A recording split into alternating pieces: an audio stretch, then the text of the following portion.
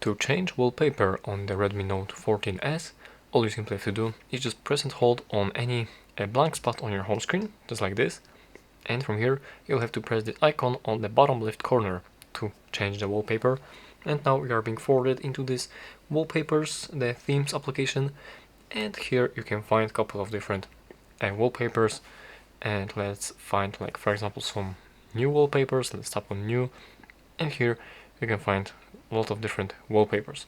You can additionally go for my account and go into my wallpapers, I believe. No, simply wallpapers, and yeah, right here you will be able to find all of these local wallpapers which are available on your phone, which come like pre-installed with your phone. And from here select any wallpaper that you like.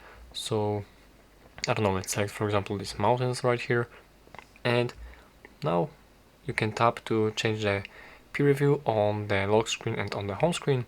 And you can additionally like change the wallpaper. You can pinch and zoom in to move these pictures like this, and from here simply press apply button, and you can set on the lock screen, on the home screen, or both. So simply select any of these options.